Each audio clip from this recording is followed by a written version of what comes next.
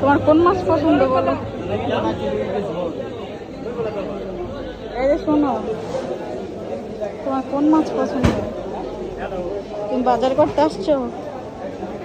হ্যাঁ, কে বাজার করতে আসছো বলো? তুমি কোন মাছটা খাও? যেই মাছটা তুমি খাইবা? এই মাছটা তুমি খাইবা?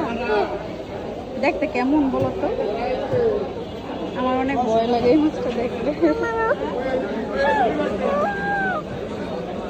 ভয় লাগে? খাইবা নিমু?